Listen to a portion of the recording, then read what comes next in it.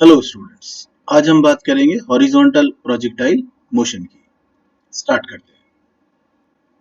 Suppose ये एक tower है जिसकी हाइट है कैपिटल एच और इस टावर के टॉप से हमने किसी प्रोजेक्टाइल को इनिशियल स्पीड u से, जो कि हॉरिजॉन्टल डायरेक्शन में है, प्रोजेक्ट कर दिया। यानी इस प्रोजेक्टाइल के पास इनिशियली यानी time t is equal to 0 पर वर्टिकल डायरेक्शन में कोई वेलोसिटी नहीं है। हम जब इस प्रोजेक्टाइल को थ्रो करेंगे तो ये इस तरह से एक पैराबोलिक पाथ पर मूव करते हुए और सरफेस पर जाकर गिरेगा। हमें समझना है कि हम इसके कैलकुलेशंस कैसे करेंगे। स्टार्ट करते हैं। सबसे पहले तो हम ये सोचें कि यहाँ भी x डायरेक्शन में कोई एक्सेलरेशन नहीं है, जबकि y डायरेक्शन में यहाँ पर भी एक्सेलरेशन g है। अब अगर मैं नीचे के डायरेक्शन को पॉजिटिव और इस डायरेक्शन को भी पॉजिटिव ले लेता हूँ, मतलब इधर पे मैं ले लेता हूँ प्लस आई और इधर पर मैं ले लेता हूँ प्लस जे। आप चाहें तो माइनस जे भी ले सकते हैं, it is just a matter of our choice. Okay, so अगर हम एक्स डायरेक्शन में सोचें, एक्स डायरेक्शन में एक्सेलरेशन नहीं है, हॉरिजॉन्टल डायरेक्शन में कोई एक्सेलरेशन नहीं है, तो फॉर्मूला लगेगा distance is equal to speed into time, यानी x is equal to ut। ये एकमात्र फॉर्मूला है जो हम x डायरेक्शन में यूज कर सकते हैं। As far as y direction is concerned, तो y डायरेक्शन में इनिशियल वेलोसिटी y डायरेक्शन में 0 है। y डायरेक्शन में एक्सेलरेशन g है, जिसको मैंने नीचे की डायरेक्शन को पॉजिटिव मान लिया है। तो अगर मैं इक्वेशन ऑफ मोशन यहाँ यूज करूं तो किसी इंस्टेंट पर y डायरेक्शन में velocity v is equal to u plus at से u तो 0 है तो हो गई gt। इसी तरह किसी डेप्थ y में जब आप पहुंच गए हैं तो y बराबर u by T plus half g t square में u y तो 0 है, तो y या h डेप्थ में जब आप पहुंच गए हैं तो y को h लिख दिया, तो हाफ जी टी स्क्वायर। ये इक्वेशंस हैं जिनकी मदद से हम किसी इंस्टेंट पर y डायरेक्शन में वेलोसिटी और हम कितना डेप्थ में पहुंच चुके हैं वो half g t square calculate कर सकते हैं। इसी तरह अगर हम third equation of motion use करें तो v y square is equal to u y square plus 2gh हमको लगाना होगा, तो हमारे पास हो जाएगा वी वाई का square is equal to u तो 0 है प्लस 2gh, यानी वी वाई बराबर हो जाएगा अंडर रूट 2gh। इस तरह हम x डायरेक्शन में फिर से वही सोचेंगे कि हमारे पास एक्सेलरेशन नहीं है और y डायरेक्शन में एक्सेलरेशन है बट इनिशियल वेलोसिटी नहीं है, इसलिए हमारी इक्वेशंस कंस्ट्रक्ट हो गई।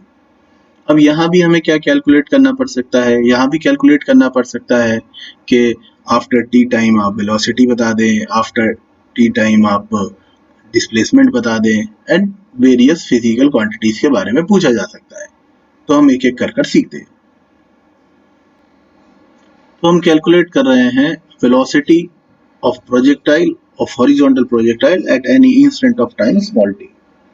तो सपोज ये कैपिटल एच हाइट का टावर है, यहां से हमने इस पार्टिकल को ux बराबर u स्पीड से प्रोजेक्ट कर दिया।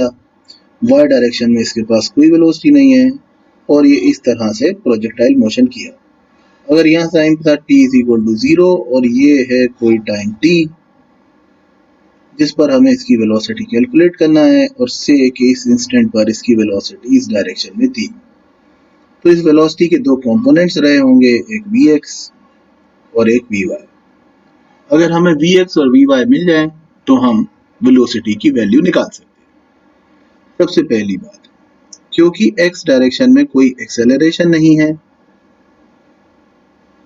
इसलिए x डायरेक्शन में वेलोसिटी कांस्टेंट रहेगी और ux ही vx होगा, क्योंकि वो वेलोसिटी चेंज ही नहीं होगी, यानी vx की वैल्यू तो हो गई u।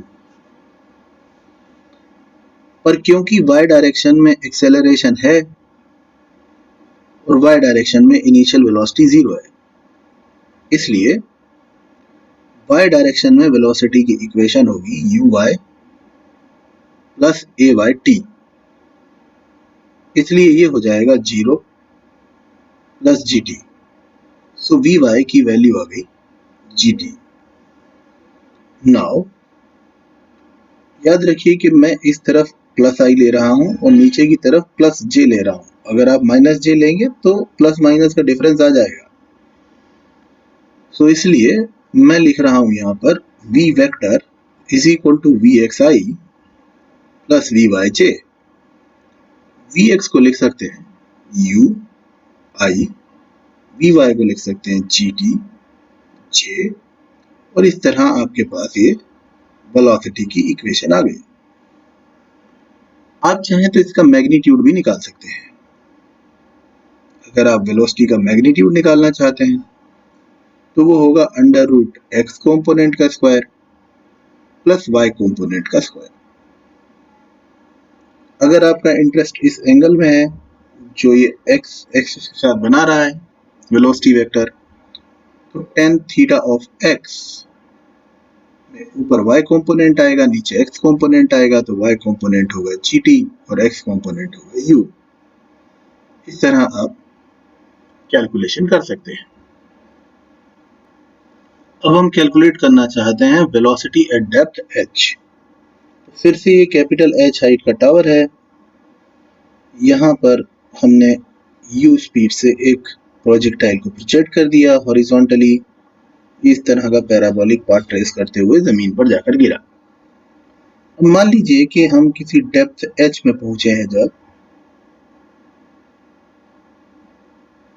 तब हमें इसकी वेलोसिटी कैलकुलेट करना है। फिर से हमें रिक्वायर्ड होगा x कॉम्पोनेंट और y कॉम्पोनेंट। क्योंकि हमें पक्का पता है कि x डायरेक्शन में कोई एक्सेलरेशन नहीं है, vx और ux बराबर हैं, तो हम vx को u लिख सकते हैं। ये तो कोई दिक्कत वाली बात नहीं। अब हमें पता है कि y डायरेक्शन में एक्सेलरेशन g है, और जैसा कि आप जानते हैं मैंने नीचे की डायरेक्शन को पॉजिटिव मान रखा है अभी, और uy बराबर 0 है। तो थर्ड इक्वेशन ऑफ मोशन से vy स्क्वायर बराबर uy स्क्वायर प्लस 2gh के हिसाब से vy स्क्वायर को लिख सकते हैं 2gh, क्योंकि uy तो 0 है, और vy को लिख सकते हैं अंडर रूट 2gh। तो इस तरह हमारे पास vx आ गया u और vy आ गया अंडर रूट 2gh। अब अगर हम h डेप्थ में वेलोसिटी वेक्टर निकालना चाहें तो वो फिर से होगा vxi प्लस vyj। तो ये हमारे पास हो जाएगा u i cap plus 2gh square root j cap. याद रखिए यहाँ बीच में प्लस इसलिए आया है क्योंकि मैंने नीचे की डायरेक्शन को प्लस j और हॉरिजॉन्टल डायरेक्शन को प्लस i कंसीडर किया है। आप अगर इसे माइनस जे कंसिडर कर लें या कोई बुक ऐसी हो जिसमें आपने नीचे माइनस जे ले रखा हो तो यहाँ बीच में माइनस आ जाएगा। हमें ये तो हमारे चॉइस के ऊपर डिपेंड करता है कि हम प्लस माइनस किधर लेते हैं। अगर हम इसका मैग्नीट्यूड चाहते हैं तो हो जाएगा अंडर रूट एक्स कॉम्पोनेंट का स्क्वायर प्लस वाई कॉम्पोनेंट का स्क्वायर। सो वी स्क्वायर बराबर हो जाएगा u स्क्वायर प्लस 2gh। अरे वाह, ये तो थर्ड इक्वेशन बन गई, थर्ड इक्वेशन ऑफ मोशन। मतलब जो स्पीड होती है उसको इस बात से कोई कंसर्न नहीं होता है कि आपने किस डायरेक्शन में पार्टिकल को प्रोजेक्ट किया है। u किस डायरेक्शन में था इससे कुछ लेना देना नहीं है। As far as speed is concern आपका रिजल्ट हमेशा सेम आएगा। अगर आप किसी टावर पे जिसकी हाइट h है वहां से u स्पीड से चारों तरफ बॉल फेंके, ऊपर इधर उधर किसी भी एंगल पे, जमीन पर वो सेम स्पीड पर पहुंचेगी। ये हम 1D में भी बोलते थे और यहाँ भी हम प्रूव कर रहे हैं। तो अगर कोई पूछे कि जब ये जमीन में पहुंचेगी तो इसकी फाइनल स्पीड कितनी होगी, तो आप बता सकते हैं आपको यहाँ पहुंचने के लिए स्मॉल h की जगह कैपिटल H गिनना होगा। तो इसलिए आप स्मॉल h को कैपिटल H से रिप्लेस कर दीजिए और आपके पास इसकी फाइनल स्पीड आ जाएगी। तो अगर आप इसकी फाइनल स्पीड निकालना चाहते हैं,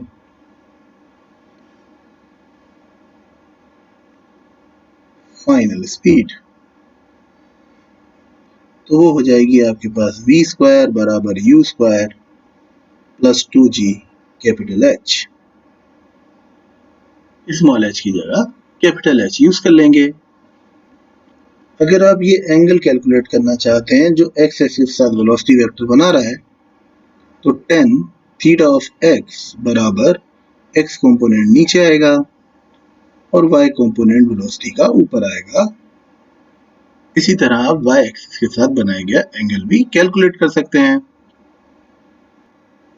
नेक्स्ट है कि हमें हॉरिजॉन्टल प्रोजेक्टाइल का पॉइंट ऑफ प्रोजेक्शन के साथ डिस्प्लेसमेंट कैलकुलेट करना है। फिर से ये h हाइट का टावर था, हमने यहाँ से एक प्रोजेक्टाइल को x डायरेक्शन में u स्पीड से प्रोजेक्ट कर दिया और ये इस तरह प्रोजेक्टाइल मोशन करते हुए यहाँ पर आकर गिरा।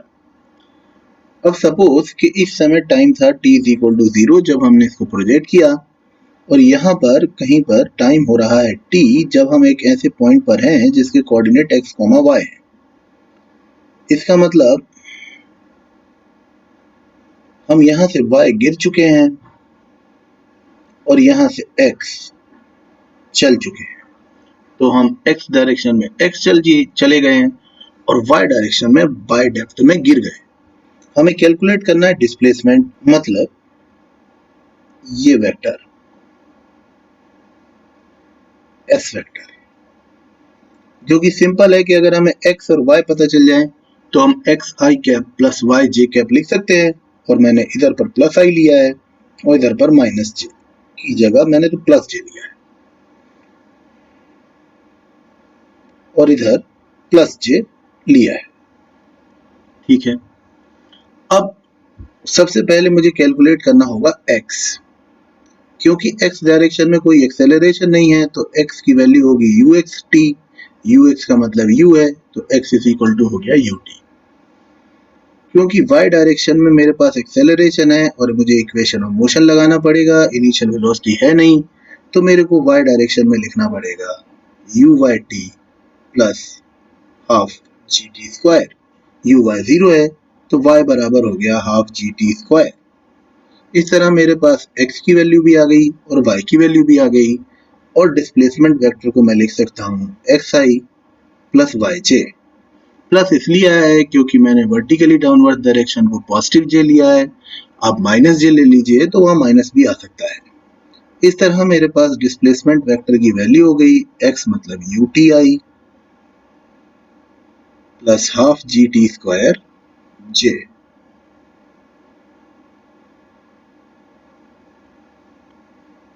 अब अगर इसका मैग्नीट्यूड लेना चाहें तो ये हो जाएगा under root ut square plus half gt square का होल स्क्वायर। ut एक नंबर होगा, हाफ gt स्क्वायर एक नंबर होगा, तो जब न्यूमेरिकल कर रहे होंगे तो आसानी से कैलकुलेट कर सकते हो। नेक्स्ट टॉपिक है equation of trajectory of horizontal projectile motion. हम जानते ही हैं कि इक्वेशन ऑफ ट्रेजेक्टरी मतलब x और y कोऑर्डिनेट्स के बीच में रिलेशन होता है, तो हमें एक ऐसी इक्वेशन बनाना है जिसमें x और y के बीच में रिलेशन हो। ठीक है, स्टार्ट करते हैं। ये फिर से एक हॉरिजॉन्टल प्रोजेक्टाइल है। सपोज इसको t is equal to 0 time पर प्रोजेक्ट कर दिया और ये t is equal to t time पर यहाँ पर किसी पॉइंट पर पहुंचा जिसके कोऑर्डिनेट x और y है। तो ऑब्वियसली हम यहाँ तक x ट्रेवल कर चुके हैं x डायरेक्शन में और y डेप्थ में गिर चुके हैं। हमें ये x और y के बीच में रिलेशन बनाना है। सबसे पहले हम x डायरेक्शन में सोचते हैं, एक्सेलरेशन नहीं है तो x बराबर uxt यानी कि x is equal to ut answer आएगा, जिससे हमें t की वैल्यू मिल गई x अपॉन u। क्योंकि मैं बहुत दिन से बता ही रहा हूं आपको कि ट्रेजेक्टरी का इक्वेशन बनाना मतलब x की वैल्यू हमें टाइम में पता होगी, y की वैल्यू टाइम में पता होगी, तो हमें कुछ भी करके टाइम को एलिमिनेट करना है और x और y में रिलेशन कैलकुलेट करना है। तो फिलहाल हमने टाइम की वैल्यू निकाल ली x अपॉन u। फिर क्योंकि y डायरेक्शन में एक्सेलरेशन g है, मैंने नीचे की तरफ पॉजिटिव और इधर भी पॉजिटिव ले रखा है, इधर प्लस i इधर प्लस j। इसलिए मैंने g प्लस का लिया है। इनिशियल वेलोसिटी 0 है। अब मैं सेकेंड इक्वेशन ऑफ मोशन लगाऊंगा, तो मुझे ये लिखना चाहिए ut plus half g t square. u नहीं है तो y बराबर हो गया हाफ जी टी स्क्वायर। अब अगर मैं इस फर्स्ट इक्वेशन से t की वैल्यू इस इक्वेशन में सब्स्टिट्यूट कर दूं, तो ये मेरे पास हो जाएगा half g x upon u का स्क्वायर। ऐसा करने पर ये हो गया मेरे पास half g x square upon u square, जो कि मुझे y is equal to a x square की तरह दिख रहा है, यानी कि ये एक पैराबोला की इक्वेशन है। यानी फिर साबित हुआ कि हॉरिजॉन्टल प्रोजेक्टाइल का पाथ भी पैराबोलिक होता है और ग्राउंड टू ग्राउंड प्रोजेक्टाइल का पाथ भी पैराबोलिक ही होता था। एज वेल एज ये इक्वेशन भी हमें याद रखना चाहिए, जो कि बहुत आसान है, क्योंकि y बराबर हाफ जी टी स्क्वायर होता ही है फ्री फॉल में। बस t की जगह हमने x अपॉन यू रिप्लेस कर दिया है। फिर बात करते हैं हॉरिजॉन्टल प्रोजेक्टाइल के टाइम ऑफ फ्लाइट की। टाइम ऑफ फ्लाइट मतलब वो टोटल टाइम जो इसको पॉइंट ऑफ प्रोजेक्शन से फेंके जाने से लेकर जमीन तक पहुंचने में लगा है। तो अगर हम देखें कि यहाँ बाय डायरेक्शन में एक्सेलरेशन g है और सेकंड इक्वेशन ऑफ मोशन से u by T plus half g t square equation होगी। सपोज जब ये जमीन में पहुंचता है तो टाइम हो रहा है कैपिटल T और y की वैल्यू हो रही है h और uy तो 0 है ही। ये सारी वैल्यूज जब यहाँ पर पुट कर देंगे तो इक्वेशन होगी t बराबर अंडर रूट 2h अपॉन जी। अरे वाह, ये तो मोशन अंडर ग्रेविटी के सेकंड केस में भी होता था। हाँ, तो अगर हम हॉरिजॉन्टल प्रोजेक्शन को ध्यान से सोचें तो हॉरिजॉन्टल प्रोजेक्शन है क्या? हॉरिजॉन्टल प्रोजेक्शन है y डायरेक्शन में तो फ्री फॉल इनिशियल वेलोसिटी 0 के साथ, और x डायरेक्शन में यूनिफॉर्म मोशन विदाउट एक्सेलरेशन। और हम जानते ही सेकंड केस में जो हमारे पास टाइम ऑफ फ्लाइट होता था वो अंडर रूट 2h अपॉन जी होता था। तो बिल्कुल उसी तरह ये हमारे पास अंडर रूट 2h अपॉन जी आ गया, क्योंकि वर्टिकली तो वो पार्टिकल फ्री फॉल में ही है, वो सब कुछ वैसा ही कर रहा है जैसा कि मोशन अंडर ग्रेविटी के सेकंड केस में किसी पार्टिकल को हम ड्रॉप कर देते थे तो वो 5, 15, 25 ऐसे गिरता था। बिल्कुल वैसे ही ये पार्टिकल भी गिर रहा है, बट साइमल्टेनियसली ये नीचे भी गिर रहा है और एक्स डायरेक्शन में यूनिफॉर्मली मूव भी कर रहा है, इसलिए ये प्रोजेक्टाइल मोशन कर रहा है। और अगर हम इस कॉम्बिनेशन को समझें तो हॉरिजॉन्टल प्रोजेक्टाइल और कुछ नहीं है, दो वन डायमेंशन मोशन का कॉम्बिनेशन है, जिसमें एक वर्टिकली वन डायमेंशन मोशन है जो कि एक्सेलरेटेड मोशन है फ्री फॉल वाला, जिसको हम डिटेल में मोशन अंडर ग्रेविटी में पढ़ चुके हैं, और एक्स डायरेक्शन में यूनिफॉर्म मोशन है, कुछ करना ही नहीं है। अगर एक्स में हमारी वेलोसिटी 5 मीटर पर सेकंड है तो हमारा second 5 meter 5 meter 5 meter 5 meter चलते जा रहे हैं, लेकिन हमें चूंकि यहाँ से ड्रॉप कर दिया गया है तो हर सेकंड हमारी वेलोसिटी वाई डायरेक्शन में जी जी जी ऐड हो रही है। मतलब एक सेकंड के बाद 10 मीटर पर सेकंड, फिर एक और सेकंड के बाद 20 मीटर पर सेकंड, फिर एक और सेकंड के बाद 30 मीटर पर सेकंड, और हम गिर भी ऐसे रहे हैं 5, 15, 25 हर सेकंड में, इस तरह से गिर रहे हैं गैलीलियोस रेशो के हिसाब से। इसको अगर हम दिमाग में सोचें तो हमारे लिए कैलकुलेशंस इजी होंगे। फिर हम बात कर रहे हैं हॉरिजॉन्टल रेंज के लिए। हॉरिजॉन्टल प्रोजेक्टाइल मोशन में आप जानते ही हॉरिजॉन्टल रेंज होती है वो हॉरिजॉन्टल डिस्टेंस जो कि हम एंटायर टाइम ऑफ फ्लाइट में ट्रैवल करते हैं। मतलब टाइम ऑफ फ्लाइट के बराबर टाइम में हॉरिजॉन्टली जितना डिस्टेंस कवर कर लिया उसको बोलते हैं हम हॉरिजॉन्टल रेंज। हम जानते ही हैं टाइम ऑफ फ्लाइट होता है अंडर रूट 2 टोटल टावर की हाइट अपॉन जी। अब रेंज की बात करें तो रेंज एक्स डायरेक्शन में कैलकुलेट करना है, एक्स डायरेक्शन में एक्सेलरेशन नहीं है, तो इसलिए x बराबर यू एक्स टी के हिसाब से r is equal to u capital T होगा, मतलब u under root 2h upon g. ये हॉरिजॉन्टल रेंज होगी और इस पर बेस्ड क्वेश्चन सबसे ज्यादा पूछे जा रहे हैं। क्वेश्चन है A particle is fired horizontally with a velocity of 98 meter per second from the top of a hill 490 meter high. Find number 1 time taken to reach the ground, means time of flight. Distance of the target from the hill, मतलब range, and the angle at which projectile hits the ground. चलिए सोचते हैं कैसे solve करेंगे। समझिए कि ये वो हिल है जिसकी हाइट 490 मीटर है। यहाँ से एक प्रोजेक्टाइल को 98 मीटर पर सेकंड से प्रोजेक्ट कर दिया गया, जो इस तरह से नीचे आकर गिरता होगा। अब हमें बताना है नंबर 1 कि इसको नीचे गिरने में टाइम कितना लगा। मतलब हमसे पूछा जा रहा है टाइम ऑफ फ्लाइट। तो हम सोचकर देखते हैं, टाइम ऑफ फ्लाइट होता है √2 टावर की हाइट अपॉन जी। क्वेश्चन में लिखा गया है कि जी जो है वो 9.8 मीटर पर सेकंड स्क्वायर लेना है, एनसीईआरटी का क्वेश्चन है। तो इसलिए ये हो गया 2, एच हो गया 490 और ये हो गया 9.8। तो ये हो गया 980 डिवाइडेड बाय 9.8। डेसिमल हटा दिया, ये 100 टाइम्स डिवाइड हो गए, तो हमारे पास आ गया 10 सेकेंड। तो ये पार्टिकल 10 सेकेंड्स में जमीन पर पहुंच जाएगा। दूसरी चीज जो हमें कैलकुलेट करना है वो थी हॉरिजॉन्टल रेंज। हम जानते हैं रेंज का फॉर्मूला होता है एक्स वाली वेलोसिटी इनटू टाइम। एक्स वाली वेलोसिटी है 98 मीटर पर सेकेंड और टाइम है 10, तो ये हो गया 980 मीटर। ये हमारे पास रेंज आ गई। अब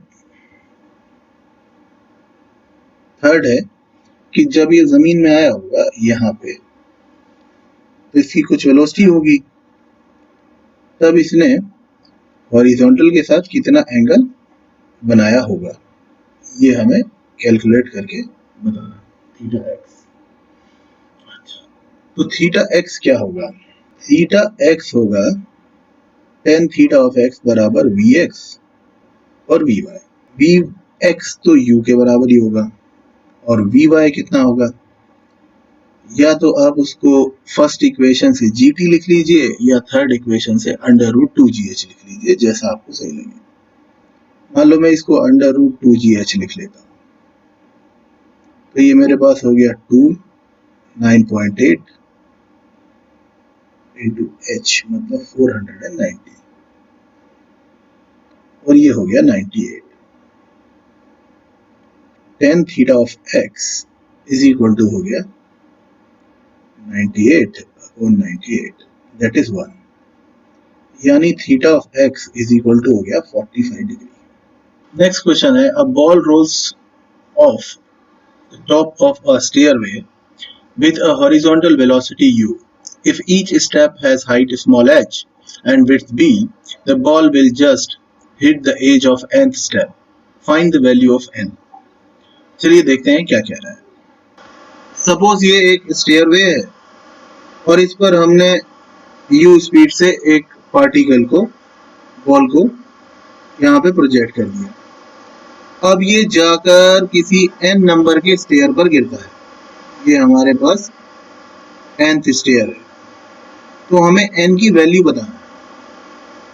यहाँ पे लिखा हुआ है कि हर एक जो स्टेयर है उसका विड्थ है b और हाइट है h।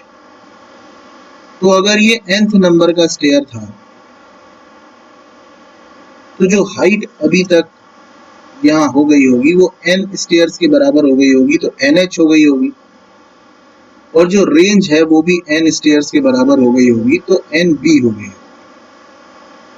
अब हम फॉर्मूला जानते हैं r बराबर u √2h अपॉन जी। तो r का मतलब हो गया nb u √2 nh upon g. ये हो गया n स्क्वायर b स्क्वायर बराबर u square 2nh upon g. n खत्म हो गया, n बराबर हो गया 2u square h upon b square g. ये एग्जाम्स में बहुत बार पूछा गया क्वेश्चन है, आपको न्यूमेरिकल डेटा देकर भी पूछा जा सकता है। नेक्स्ट क्वेश्चन है, two tall buildings face each other and are at a distance of 180 meter from each other. With what velocity must a ball be thrown horizontally from a window 55 meter above the ground in one building so that it enters in a window 10 meter above the ground in the second building? Okay, देखते हैं क्या कह रहा है।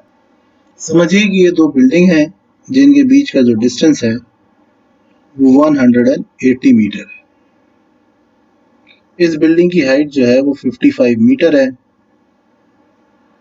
इसके top से यहाँ से एक पार्टिकल को, एक बॉल को हमने फेंक दिया। ये बताना है कितनी स्पीड से फेंके हॉरिजॉन्टली, जिससे कि ये यहाँ से जाकर सामने वाली बिल्डिंग की उस विंडो से अंदर चला जाए जो जमीन से 10 मीटर ऊपर है। मतलब ये एक हॉरिजॉन्टल प्रोजेक्टाइल है जिसकी हॉरिजॉन्टल इनिशियल स्पीड हमें बताना है। अगर हम 55 में से 10 कम कर दें तो ये जो हाइट आ रही है यहाँ पर, ये आ जाएगी 55 माइनस 10 मतलब 45 मीटर, और रेंज हो गई हमारे पास 180 मीटर। यू हमें कैलकुलेट करना है और जी को मैं ले रहा हूं 10 मीटर पर सेकेंड स्क्वायर। तो हमको क्लियर हो चुका है कि हम यहाँ एच की जगह तो यूज करने वाले हैं 45 और आर की जगह यूज करने वाले हैं 180। इसके बाद हमारे पास फॉर्मूला होता है R is equal to u under root 2h upon g. तो ये हो गया 180 is equal to u 245 upon 10। तो ये हो गया 180 is equal to u under root 9। U is equal to हो गया 180 by 3 दैट इज 60 मीटर पर सेकेंड।